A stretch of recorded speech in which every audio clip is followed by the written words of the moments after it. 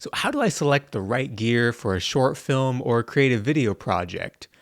I've built up a good collection of lenses, camera bodies, lights, and other equipment over the years, largely from my wedding and commercial filmmaking needs. I recently did a really fun experimental short film last minute with a model named Charisma, and had to make some of these decisions very quickly.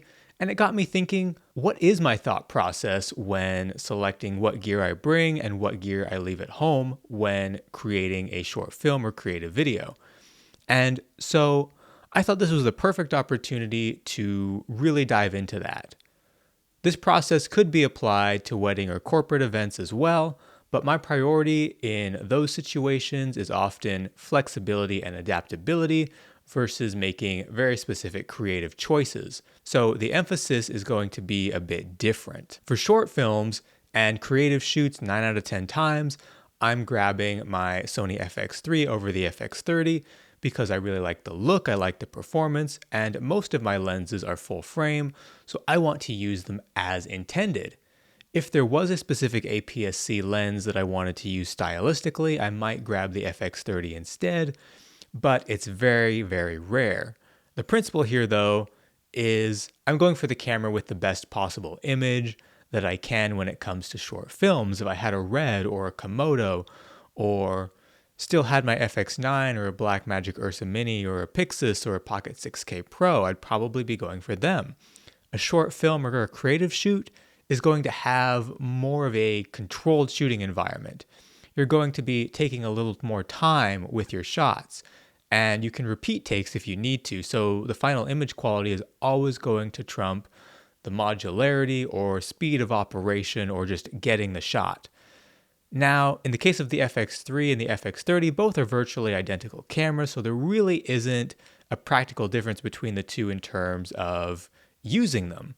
It's just the full frame versus APS-C and a little bit of the image quality, but they're basically the same thing, so it's a very, very easy choice for me.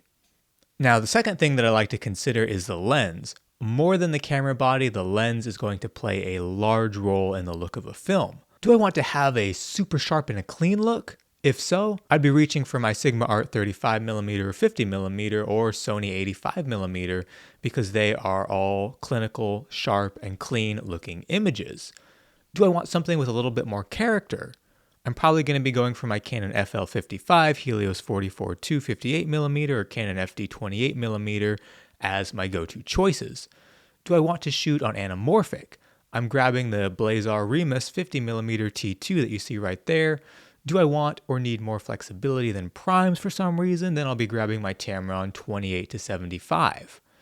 Of course, the more general principle here is decide the overall look and feel that you want from your film before you select your lens, and decide how you want to shoot. I've shot a lot of short films and creative videos on sharp clinical primes, Way of the Jedi, Little Bloody Red, and the Wood Elf Boudoir short film were all on my Sigma Art lenses, mainly the 50mm. It's a great look, and if you don't have a specific look or feel that you're going for, I'd definitely lean for shooting on nice, sharp, clean primes.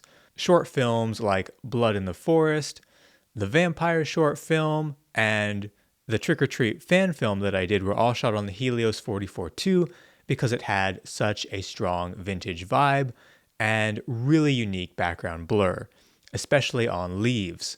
So it lent itself to the more fantasy and classic horror sort of vibe. I haven't shot a lot of short films on anamorphic lenses yet, but they do provide a lot of really unique and interesting qualities, the naturally wider image, unique stretched flaring, oval bokeh, barrel distortion, unique focus fall-off, and a lot of other characteristics are really, really interesting.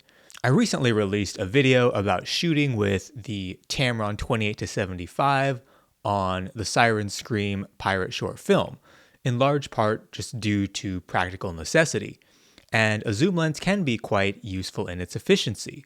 That said, I'd probably never choose a photography-first zoom lens based on aesthetics over any prime, be it modern or vintage or anamorphic. When shooting anamorphic, you'll want to know that it's the look that you want, because if you don't want that wide image and decide that you'd rather have a standard 16:9, you'll have to crop a lot off the sides and you'll lose a lot of information and you'll mess up your composition and lose resolution. This actually used to be quite common in video releases for anamorphic films back when TVs were square. You'd lose a lot of the image and it could drastically change the look and feel of the film. Honestly, I love the 235 or 239 anamorphic looks and often just would crop my spherical shots to be 235 or 239 widescreen. So I'll likely be using the Blazar Remus on most of my short films going forward. Although creative shoots, I'm likely to go with sphericals. So with all of that in mind, for this project, I did decide to go anamorphic. I wanted to get a more hands-on experience with the Blazar Remus 50mm, so no question that was a factor, but I also wanted some of the anamorphic features to give it a really unique look and make it feel different from just kind of a standard photo shoot feel.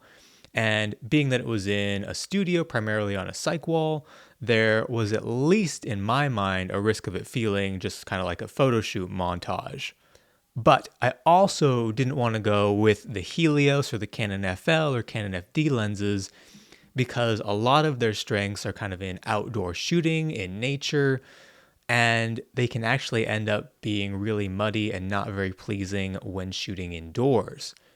So ultimately for this project, I did decide to go with the Blazar Remus. Now that we've got the camera and lens selected, it's time for camera stabilization. We have a lot of options. We have gimbals, we have tripods, we have shoulder rigs, and we have handheld rigs.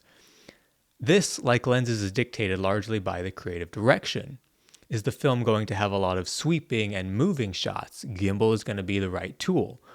Is the film going to be largely locked off with minimal movement, only requiring pans and tilts? A tripod will give you that look. Are you going to be moving some, but still want things to feel somewhat stable, but not quite as fluid as a gimbal? A shoulder rig is going to be your best friend. Do you want the camera movement, speed of reframing to be a lot more organic? Handheld is the way. I never use a slider or a crane or some of those other tools personally, but they are definitely available for, specific purposes for those who want it. For creative shoots, I often use a gimbal. I'm usually having the model move a lot, walking, running, dancing, or I'm creating the movement around her with the camera to keep everything feeling really dynamic. With a short film, it's very rare that I'll be using a gimbal. Typically, unless it's extended walking or running shots, my style of camera movement is a more natural, let's let the actors work inside the frame type of approach. I'm not a huge fan of too many crazy sweeping camera movements, like you get in a lot of modern blockbusters. A lot of those moves don't feel grounded or tethered to reality, and they draw attention to themselves and pull you out of the film. That doesn't mean that it's the only way, it's just I'd much rather tell stories and have the viewer captivated by the actors and what's happening rather than, whoa, that's a cool camera move. The camera is there to serve the story isn't there to serve the camera. So with that little rant out of the way, this project I chose to live on a tripod for the first half of filming and then go handheld for the second half as there got to be a lot more movement and dance in the frame. I wanted the camera to still be stable, but really feel like you were there dancing with her.